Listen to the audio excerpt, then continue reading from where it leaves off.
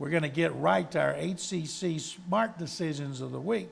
And I know you want to go to Denver. I definitely want to go to Denver, and I want to tell them they did a very, very good thing for that organization, for that city, by hiring John Fox. They disregarded his 2-14 record this year. That whole team was in disarray in Carolina. That organization wasn't trying to win. I think he was the best available head coach. And the reason I say that and what I like about him, he's put in the time. You know, he's put in the time as a coordinator for many years, as a specialty coach for many years before he even got his first head coaching job with Carolina, and he turned that team around very quickly. After his second year there, he was taking them to the Super Bowl. In his 9 years there, they went to the playoffs 3 years, which isn't much to celebrate, but when you talk about available head coaches that are willing to take a little bit less money to coach your team, I think John Fox was the best available coach, and it was a very smart decision by Denver Broncos to go out there and nab him. He took over a 1-15 team, and they were 7-9 the first year. If he could work that kind of magic with Denver, that would bode well for the Broncos.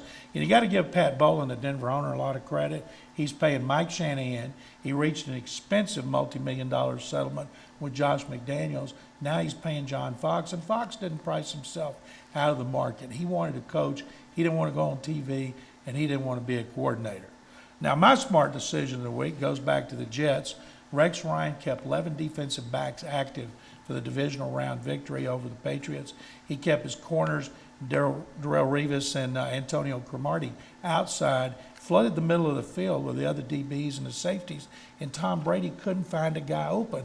What do you think about that strategy? Well, one, I think it's awesome that he adjusted. He looked back and saw when New England blew them out what their issues were. And number two, I look at the personnel. You have to have the personnel to be able to do that. When you say, you know what, I want my corners to play man, then I'm going to put everybody in the middle. You have to have two corners that could be shut down man-type corners, and you have that in Cromartie and Darrelle Revis. So I also have to give props to the guy that brought those two cornerbacks in on the team.